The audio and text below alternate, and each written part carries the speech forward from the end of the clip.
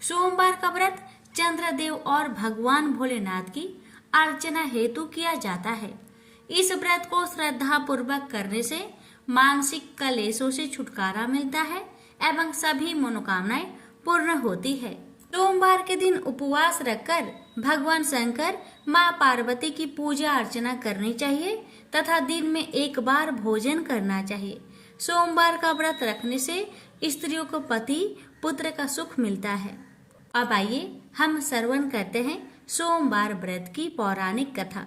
कथा को बड़े ही श्रद्धा प्रसन्नचित मन से पूरा अवश्य सुनेगा और दूसरे भक्तों के पास भी शेयर कीजिएगा और कमेंट बॉक्स में हर हर महादेव अवश्य लिखेगा। कथा इस प्रकार है।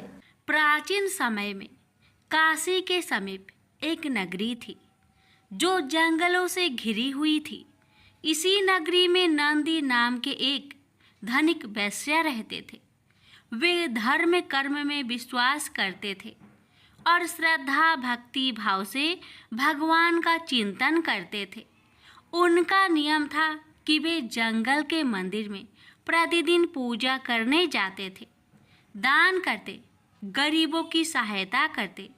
एक दिन की बात है, एक दिन शिकारी उस मंदिर के समीप से गुजर रहा था। दोपहर की धूप तन जला रही थी। मंदिर के प्रांगण में छायादार वृक्ष और स्वच्छ सरोवर देखकर वह वहीं ठहर गया। तभी उसकी दृष्टि भगवान की मूर्ति पर पड़ी तो एकटक वह उस दिव्य स्वरूप में खो गया। जाने कहाँ से उसके अंतर्मन में प्रेरणा हुई कि वह भगवान की पूजा करे। वह उठा और वहीं एक बेलपत्र पड़ा था, उठा लिया और अंदर पहुंचा। बेलपत्र को वहीं रखकर वह सरोवर में से अंजलि भर पानी लाया। पानी से स्नान कराकर उसने बेलपत्र चढ़ा दिया। फिर अपनी बुद्धि के अनुसार अपनी हथेली दांतों से काटकर रक्त चढ़ा दिया। पूजा से निवृत्त होकर वह पेड़ के नीचे लेटा तो उसे भूख प्यास नहीं लग रही थी, जबकि वह सुबह का भूखा था। इसे भगवान का ही चमत्कार समझकर उसने रोज वहां आकर पूजा करने का निश्चय किया। दूसरे दिन प्रातःकाल नंदी वैश्य पूजा करने आए। मंदिर में सड़ा हुआ बेलपत्र और खून के छींटे देखकर वह अबाक रह गए। यह अमंगल कार्य किसने किया? ऐसा भ्रष्ट विघ्न पहले तो कभी नहीं हुआ। अवश्य मेरी पूजा में कोई त्रुटि रह गई है। ऐसा सोचकर उन्होंने मंदिर को धो पोंछकर स्वच्छ किया और अपनी पूजा की। तत्पश्चात घर लौटकर अपने पुरोहित को यह सब बताया। अवश्य कोई दुष्ट जंगली होगा। कल मैं स्वयं चलूँगा और उसे डांटूंगा कि ऐसा अनर्थ करने से महादेव रुष्ट हो जाएंगे। पुरोहित ने कहा। अगले दिन दोनों पूजा सामग्री लेकर मंदिर पहुंचे। वहां कल जैसी ही स्थिति आज भी थी। नंदी वैश्य और पुरोहित ने मंदिर को फिर साफ किया और शिव के महामंत्र का जाप किया। वेद मंत्रों की धुन से आसपास का वातावरण गूंज उठा, परंतु दोनों की दृष्टि मंदिर आने वाले मार्ग पर लगी थी। शिकारी दोपहर के समय आ गया। शिकारी की भयंकर आकृति देखकर दोनों भयभीत हो गए। ऐसे खूंखार मानव से जो राक्षस सदृश्य लग रहा था, डर जाना स्वाभाविक था। दोनों ही भगवान रुद्र की विशाल मूर्ति के पीछे जा छिपे। उनकी आंखों के समक्ष उस जंगली ने उनकी पूजा नष्ट भ्रष्ट कर दी। अपनी पूजा शुरू की, जल से स्नान कराया और बेलपत्र चढ़ाकर अपनी घायल हथेली में पुनः चाकू मारा तो रक्त के साथ मांस भी निकल पड़ा। दोनों चीजें पूर्ण भाव से प्रभु को अर्पित कर दी। फिर साष्टांग दंडवत करके चला गया। महाराज, ये तो कोई राक्षस है। नंदी वैश्य बोले, इसे तो किसी ज्ञान, प्रलोभन या भय से नहीं रोका जा सकता। ऐसी चेष्टा भी करते हैं तो यह निर्दयी जीवित न छोड़ेगा। सत्य कह रहे हैं आप। यह मूर्ख है तो क्या करे? भगवान को यूं ही अपवित्र होने के लिए छोड़ दे? नहीं, इस समस्या का एक ही उपचार है। मूर्ति को यहाँ से ले चलो और अपने घर में स्थापित करो। दोनों ने यही निर्णय किया और घर लौट आए। नंदी वैश्य ने आधा दर्जन मजदूर लिए और बैलगाड़ी में बैठकर मंदिर जा पहुंचा। एक दुष्ट जंगली मंदिर को अपवित्र करता है, समझाने पर भी नहीं मानता, इसलिए मूर्ति को घर ले चलो। नंदी ने अपने मजदूरों से कहा। तत्काल मूर्ति को उखाड़ लिया गया और बैलगाड़ी में लादकर नगर में लाया गया। नंदी वैश्य ने पूर्ण विधि विधान से मूर्ति को वैद्य मंत्रोपचार के साथ अपने घर में स्थापित किया। रात भर मूर्ति के समक्ष भजन कीर्तन होता रहा। दूसरे दिन शिकारी अपने निर्धारित समय पर पूजा करने पहुंचा तो मूर्ति को वह न देखकर सन्न रह गया। ए भगवान, कहाँ गए? लगता है कि कहीं छुप गए। शिकारी ने मंदिर का कोना कोना छान मारा, भगवान वहां कहीं भी न थे। वह वहीं बैठकर जोर जोर से रोने लगा। हे शंभो! वह भाव विह्वल होकर रोने लगा। मुझे क्यों त्याग दिया भगवान? मुझसे क्या भूल हो गई जो आप इस तरह मुझे छोड़कर चले गए? मैंने तो कोई अपराध नहीं किया। यदि भूलवश कोई अपराध हो भी गया है तो मुझे क्षमा कर दो प्रभु। मैं आपकी पूजा के लिए व्याकुल हूँ भगवान। वहाँ होते तब तो उत्तर देते। शिकारी ने उस मूर्ति स्थल को ही भगवान की संज्ञा दी और अपनी पूजा प्रारंभ कर दी। हे जगन्नाथ, बिना आराध्य के कैसी पूजा? परंतु मैं विवश हूँ, मेरा आवेग नहीं रुकता। मेरी यह पूजा स्वीकार करो और तत्पश्चात मैं अपने प्राण त्याग दूंगा, क्योंकि बिना स्वामी के दास कैसे जीवित रह सकता है। उसने बेल पत्र और जल चढ़ाकर अपने हाथ से मांस काटकर रक्त सहित उसी स्थान पर समर्पित कर दिया जहाँ पहले मूर्ति थी। फिर सरोवर में स्नान करके अखंड ध्यान में बैठ गया। उसके हृदय में कोई कामना नहीं रही थी। दिन प्रतिदिन उसका ध्यान सघन हो रहा था। उसके हृदय में ओम ओम की धुन प्रतिध्वनित हो रही थी कि रात की कठिन साधना श्वास से विरत होकर प्राण में पहुंच गई थी। कैलाशवासी महादेव अपनी समाधि में लीन थे। जब भक्त की प्राणयुक्त पुकार उनके मर्म से टकराई तो भगवान भोलेनाथ ने समाधि छोड़ दी और दिव्य दृष्टि से चहु और देखा कि रात को निष्काम भक्ति करते देखा तो दौड़े उसके समक्ष पहुंचे। वत्स, आंखें खोलो, मैं तुम्हारे समक्ष हूँ। तुम्हारे कठिन तप और भक्ति भाव से मैं अति प्रसन्न हूँ। तुम अपनी अभिलाषा व्यक्त करो। भगवान रुद्र ने प्रेम पूर्वक कहा। किरात ने आंखें खोली तो समक्ष अपने आराध्य को देखा। भगवान वह विह्वल होकर उनके चरणों से लिपट गया। अपने दर्शन देकर मुझे कृतार्थ किया। मैं सिर्फ इतनी अभिलाषा रखता हूँ कि मैं सदैव आपके ध्यान, भक्ति और सेवा में निरत रहूं। तथास्तु, आज से तुम मेरे पार्षद हुए। मैं तुम्हें अपनी सेवा में लेता हूँ। किरात प्रसन्नता से नाच उठा। उसकी यह दशा देखकर भोले भंडारी भी डमरू बजाने लगे और सुंदर नृत्य कर उठे।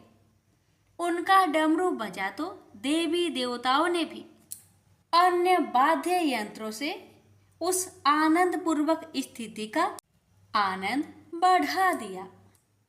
तीनों लोकों में ओम ओम की प्रतिध्वनि हो रही थी। शंख, मृदंग, ढोलक इत्यादि की सुरीली लय से सर्वत्र आनंद उमड़ उठा। शिव भक्तों में तो जैसे आनंद का बाढ़ आ गई। चहु और बम भोले गुंजयमान हो रहा था। नंदी वैश्य भी अपने घर में बैठे थे। जब उन्होंने सुना कि जंगल वाले मंदिर पर स्वयं देवाधिदेव डमरू बजाकर नृत्य कर रहे हैं, तो वह नंगे पांव ही दौड़ते चले गए। मंदिर पर अपार भीड़ एकत्र थी। कितना विहंगम दृश्य था। नंदी वैश्य ने किरात को भगवान शंकर के साथ नृत्य करते देखा तो उन्हें आश्चर्य के साथ किरात के प्रति अपने पूर्व विचारों पर क्षोभ हुआ कि मैं कितना अधम हूँ जो भगवान के प्यारे भक्त को अपशब्द कहता था। मैंने ही उसे उसके आराध्य की पूजा न करने देने का निष्फल प्रयास किया। नंदी वैश्य दौड़कर किरात के चरणों से लिपट गया। हे महात्मन, मेरा अपराध क्षमा करो। मैंने ही भगवान की मूर्ति ले जाने का अपराध किया। मैं अधम हूँ, मुझे क्षमा करो। उठो मेरे प्रेरक। किरात ने नंदी को उठाया। तुम्हारी ही कृपा से तो मुझे जैसे अब बुद्धि को भगवान के साक्षात दर्शन हुए। मैं तुम्हारा ऋणी हूँ। तुम महान हो भक्त, तुम्हारी भक्ति श्रेष्ठ है। अब तुम ही मेरा उद्धार कर सकते हो। मैं तुम्हारी शरण में हूँ। किरात ने उन्हें भोलेनाथ के समक्ष प्रस्तुत किया। हे महाकाल, भोलेनाथ ने कहा, यह कौन है? मैं इसे नहीं पहचानता। नाथ, यह आपके परम भक्त है, प्रतिदिन आपकी पूजा करते हैं। मुझे स्मरण नहीं, मुझे तो केवल तुम ही याद हो। तुम ही मेरी प्रेमी हो, मैं तो उनका मित्र हूँ। तो निष्काम हृदय से मेरा सुमिरन करते हैं। हे जगत पिता, मैं आपका भक्त हूँ और आप मेरे गुरु हैं, मित्र हैं। आपने मुझे स्वीकार किया, इन्हें भी स्वीकार कीजिए। भक्त की इच्छा भगवान पूर्ण ना करे। भक्त किरात ने नंदी को स्वीकार किया तो भगवान जगन्नाथ कैसे अस्वीकार करते? तथास्तु महादेव ने कहा। नंदी वैश्य प्रसन्नता से प्रभु के चरणों में गिर गए। यही किरात और नंदी वैश्य भगवान के गण नंदी और महाकाल के नाम से प्रसिद्ध हुए। प्रेम से बोलिए हर हर महादेव। माता पार्वती की जय। एक बार भगवान शिव भगवती पार्वती के साथ कैलाश के शिखर पर विहार कर रहे थे। उस समय पार्वती का सौंदर्य खिल रहा था। उस सौंदर्य को देखकर भगवान शिव मन ही मन सोचने लगे कि नारी का जन्म अत्यंत शोभनीय है। फिर उन्होंने प्रेम से विभोर होकर पार्वती का मुखमंडल स्पर्श करते हुए कहा, प्रिय, तुम्हारी कृपा से मेरी सारी मनोकामनाएं पूर्ण हो चुकी है, कुछ भी शेष नहीं रहा। फिर भी मेरी एक इच्छा है, तुम उसे पूर्ण कर दो। तब पार्वती ने कहा, शंभो, आपकी कौन सी इच्छा है, बताइए, मैं अवश्य उसे पूर्ण करूंगी। अब शिव ने अपनी इच्छा बताते हुए कहा, देवी, मेरी इच्छा है कि तुम मृत्यु लोक में पुरुष का रूप में अवतरित हो और मैं स्त्री रूप में अवतरित होऊंगा।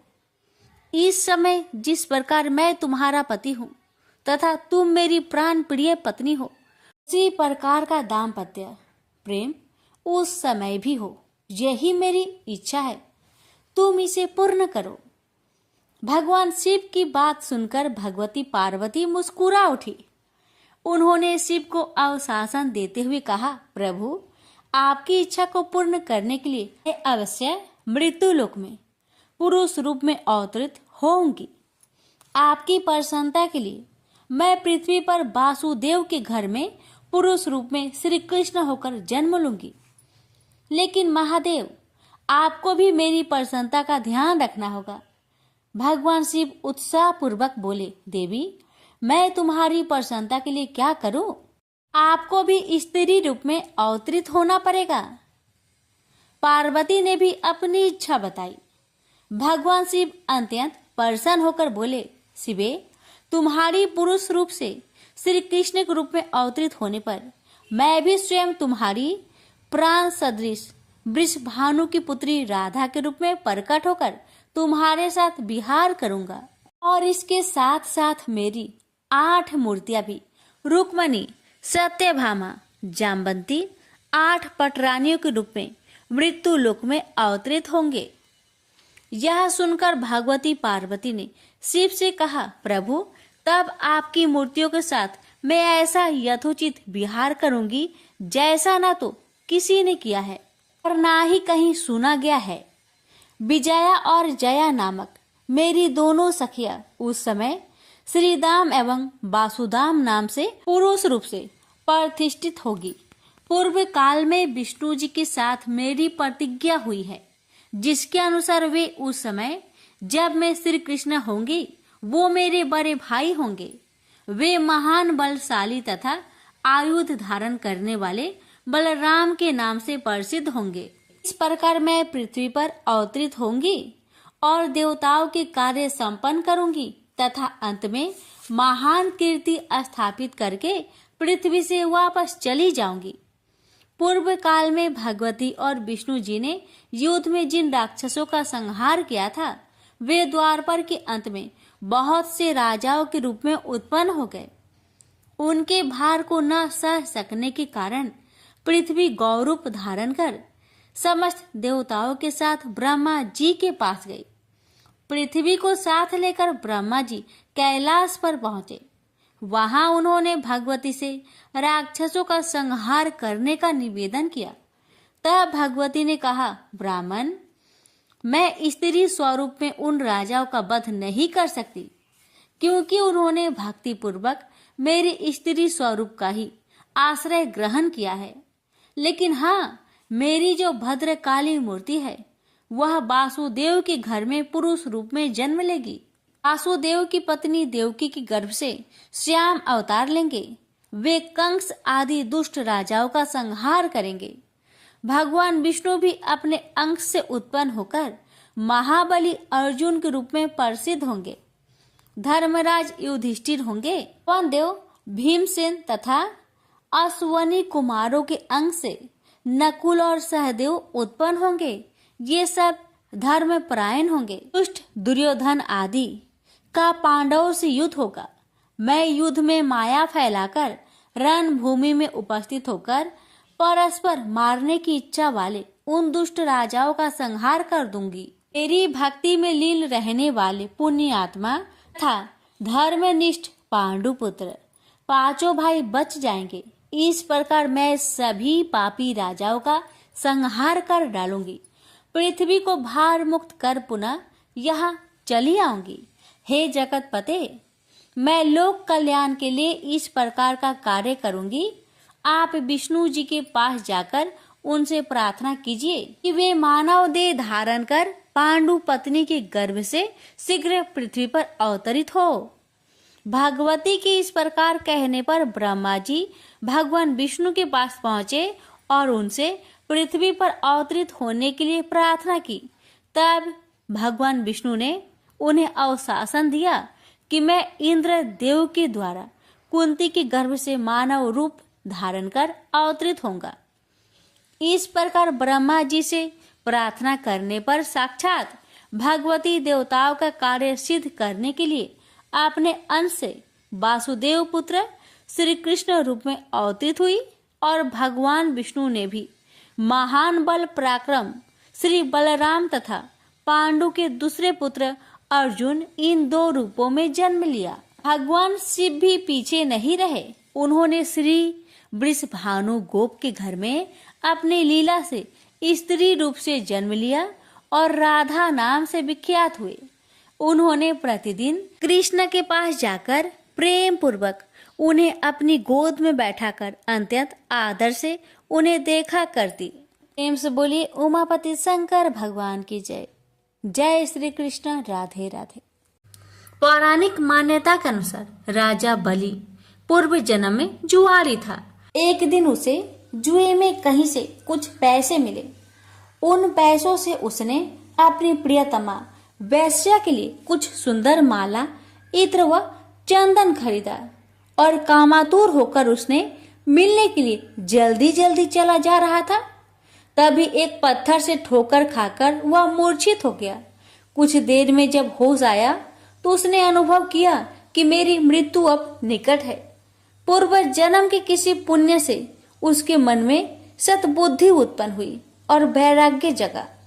जुआरी ने कभी किसी महात्मा से सुना था कि कोई भी वस्तु शिव अर्पण कर देने से बहुत पुण्य होता है।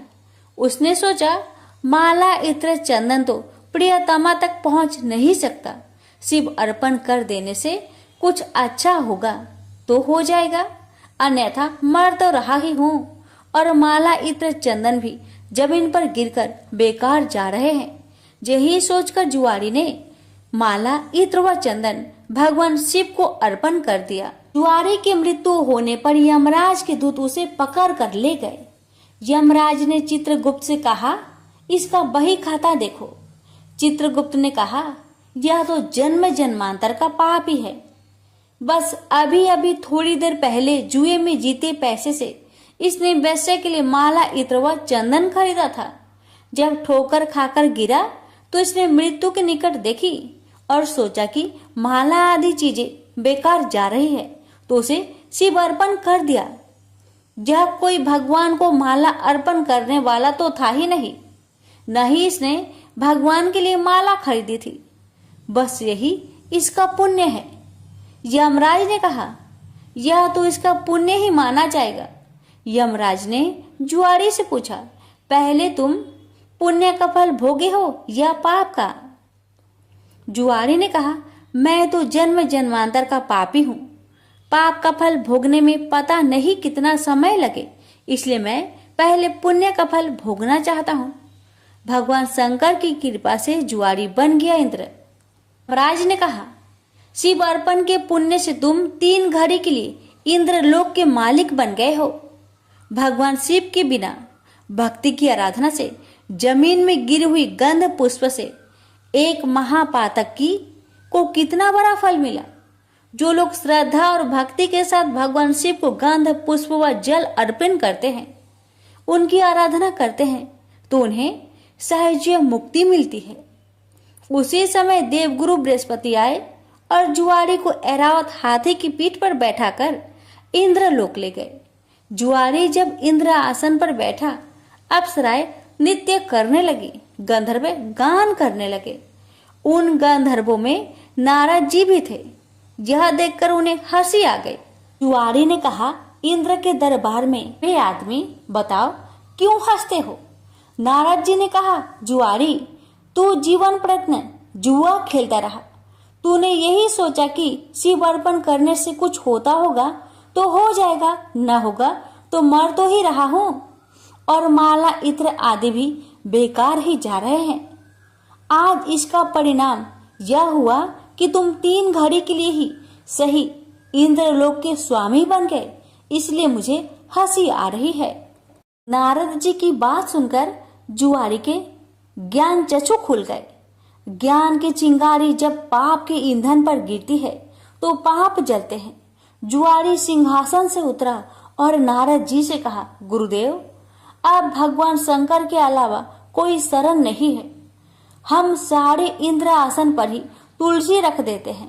शिव के समान देव नहीं, शिव के समान गति नहीं, शिव के समान दाता नहीं है, शिव के समान योद्धा नहीं है। इतना कहकर जुआरी ने स्वर्ग की निधियों का ऋषियों को दान करना शुरू कर दिया।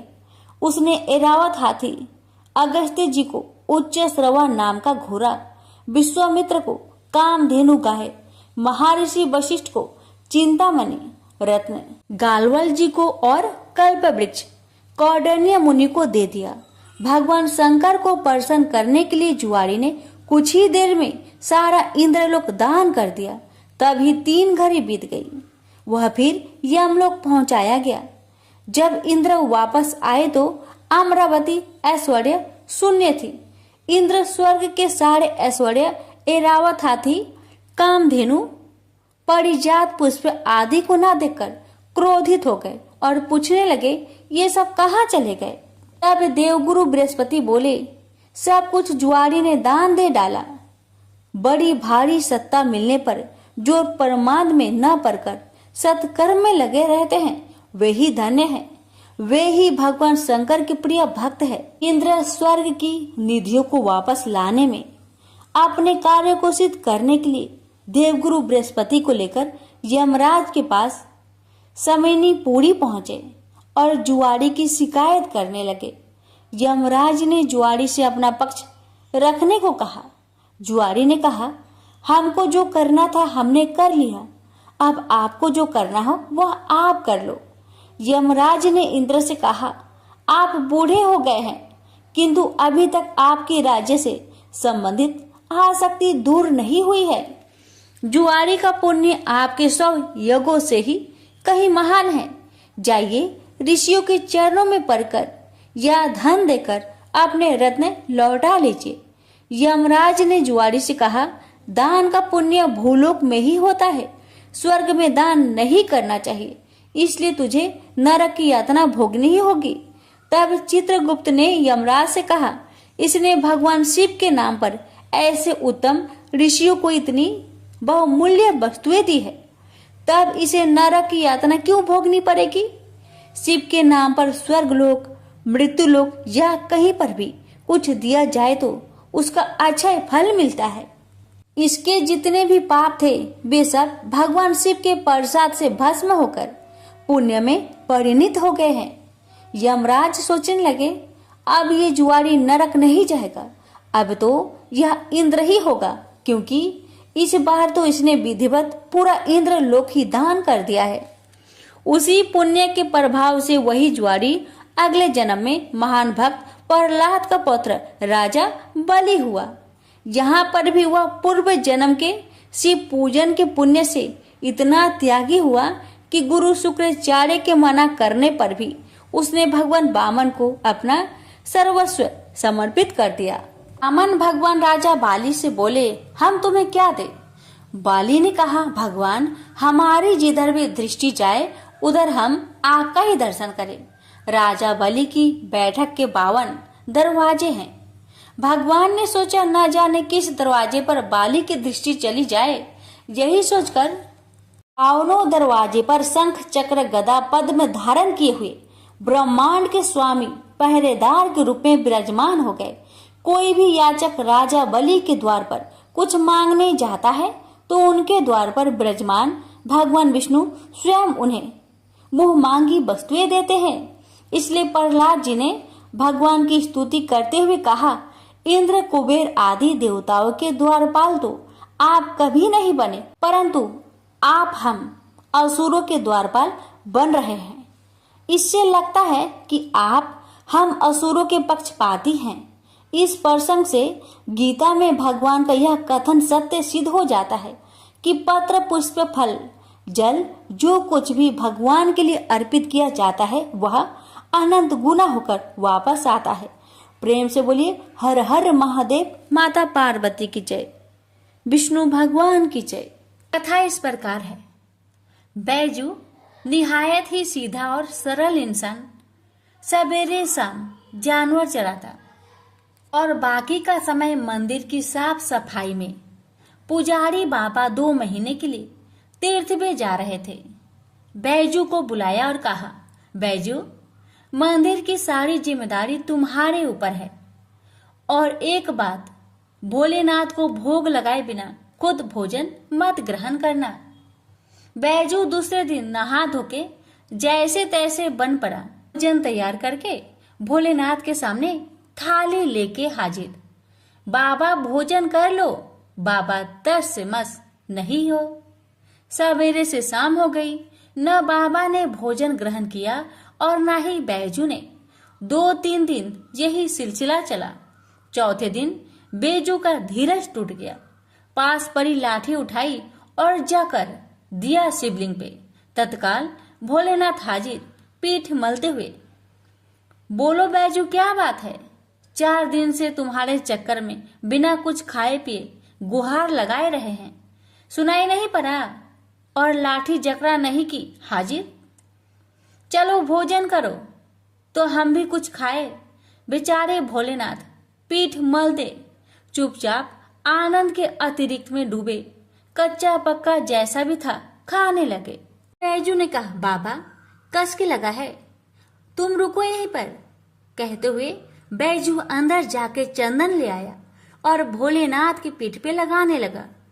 भोजन उपरांत भोलेनाथ जब चलने लगे तो बैजू बोला, कल समय से आ जाना। बाबा ने कहा, ठीक है, बिल्कुल बैजू, मैं चल आऊंगा। अगले दिन भोलेनाथ माता पार्वती के साथ विराजमान थे तो बैजू ने कहा, बाबा ये कौन है आपके साथ?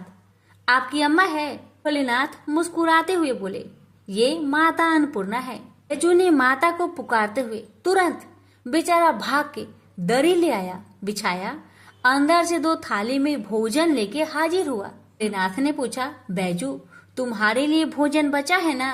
बैजू क्या बताता, बोला, हाँ बाबा, आप चिंता ना करो, बहुत भोजन है। आनंद में डूबे आश्रुपूरित नेत्र से भोजन खत्म किया। तीसरे दिन फिर माता पार्वती के साथ विराजमान, वो भी समय से पहले। बैजू हकबकाया, बाबा आज इतनी जल्दी कैसे आ गए? माता पार्वती मुस्कुराई और बोली, बैजू आज खाना मैं बनाऊंगी। लाख मना करने के बावजूद बैजू की एक न चली। माता पार्वती ने भोजन तैयार किया और 3 थाली में सजा के ले आई। भोजन शुरू। बैजू ने जिंदगी में ऐसा स्वादिष्ट भोजन किया न था।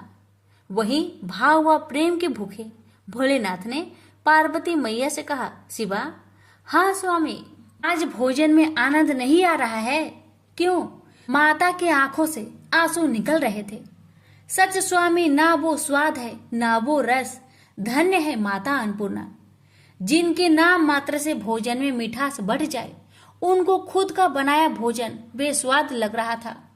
2 महीनों का भोग सामग्री और कहाँ 3 आदमी का भोजन। बेचारे बैजू को अपने जानवर तक बेच देने पड़े। किन्हीं कारणवश पुजारी बाबा बजाय 2 महीनों के 1 महीने के अंदर ही तीर्थ से वापस लौट आए।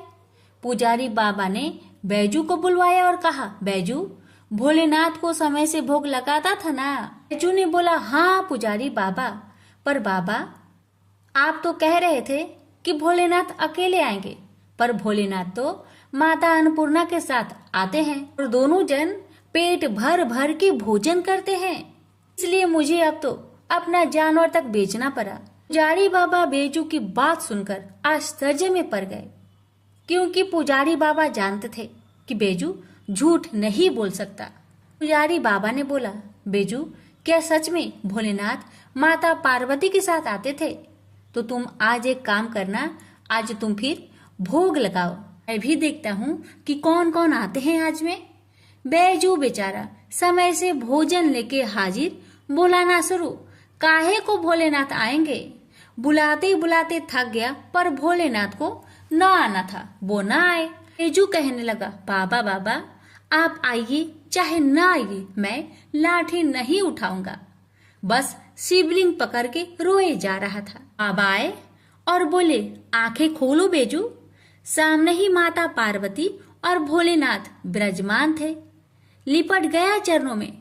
माँ बाबा, जो आज तुम न आते तो मैं जान दे देता अपनी।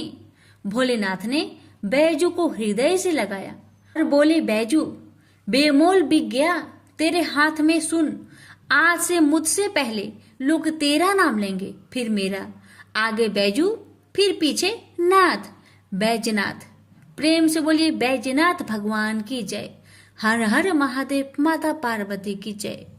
यह बात उस समय की है जब समुद्र मंथन से निकला अमृत कलश दैत्य एक दूसरे के हाथों से छीन रहे थे।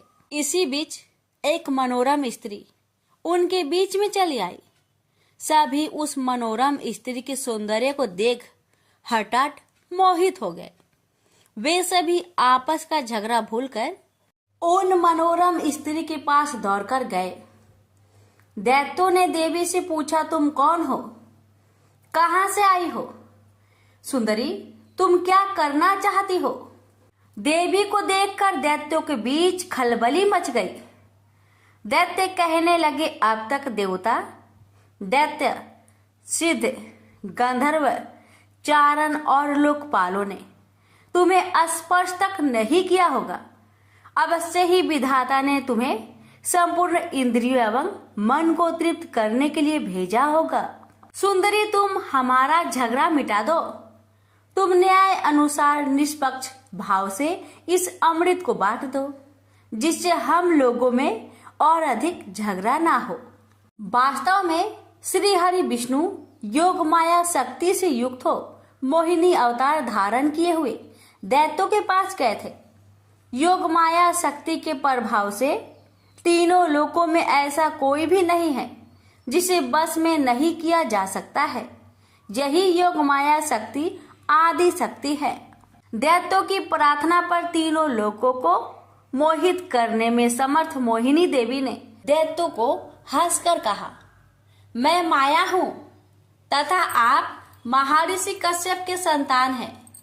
मुझे न्याय का भार क्यों दे रहे हैं? बुद्धिमान पुरुष को स्वेच्छाचारी स्त्रियों पर कभी विश्वास नहीं करना चाहिए। मोहिनी देवी की परिहास भरी वाणी दैत्यों को और अधिक आश्वस्त कर गई और उन्होंने अमृत से भरा कलश उनके हाथों में दे दिया। मोहिनी देवी ने अमृत का कलश अपने हाथ में ले दैत्यों से कहा, मैं जो भी करूं, फिर चाहे वो उचित हो या अनुचित, अगर तुम्हें स्वीकार हो तो तुम्हें अमृत बांट सकती हूँ। उनकी मोहयुक्त मीठी बात सुनकर सभी दैत्य देवी मोहिनी की प्रस्ताव पर सहमत हो गए। मोहिनी देवी ने अगले दिन अमृत पान करने की सलाह दी। मोहिनी देवी के आदेश अनुसार अगले दिन समस्त दैत्य स्नान कर अमृत पान करने हेतु पंक्ति में बैठे। देवता भी वहां आकर बैठ गए। मोहिनी देवी अमृत का कलश हाथ में लेकर आई। वे बड़ी ही सुंदर साड़ी पहनी हुई थी। आंखें नशीली हो रही थी। कलश के समान स्तन तथा गज सावक के सूर्य के समान जंघाएं थी। देवी के स्वर्ण नूपुर अपनी झंकार से सभी को मोहित कर रही थी। सुंदर कानों में कुंडल थे तथा उनकी नासिका कपोल तथा मुखा रविंद्र बहुत ही मनोरम थे। बाद में भगवान के इस मोहिनी अवतार ने देवों को अमृत पान करवाया और दैत्य के साथ छल किया। उधर जब भगवान शिव ने सुना कि श्री हरि ने दैत्यों को मोहित कर देवताओं को अमृत पिलाने के लिए स्त्री रूप धारण किया, वे उस स्थान पर गए जहां भगवान श्री हरि निवास करते थे। वहां जाकर शिव जी ने भगवान श्री हरि की स्तुति वंदना की। श्री हरि ने शिव जी को दैत्यों को मोहित करने वाले मोहिनी रूप दिखाया। एकाएक शिव जी एक रंग बिरंगे फूलों से भरे पूरे उपवन में पहुंच गए। वहां उन्होंने बड़ी ही सुंदर परिधान पहने हुए, कमर में कमरधनी पहने एक सुंदर स्त्री को कीड़ा करते हुए देखा। उन देवी ने लज्जा भाव से मुस्कुराकर तिरछी नजर से शिव जी की ओर देखा। बस फिर क्या था, कामदेव को भस्म करने वाले भगवान शंकर का मन उनके हाथ से निकल गया। वे मोहिनी देवी को निहारने लगे। उनकी चितवन के रस में डूब शिव जी इतने भावातुर हो गए कि उन्हें अपने आप की भी सुध ना रही। जहां भगवान शंकर की मोहिनी देवी पर आंखें लग जाती थी, लगी ही रहती थी तथा उनका मन वही रमन करने लगता था। वे मोहिनी देवी के अत्यंत आकृष्ट हो गए। उन्हें मोहिनी भी अपने प्रति आसक्त जान पड़ती थी। उनके हाव भाव के शिव जी का विवेक शून्य हो गया था तथा वे कामातुर हो गए थे।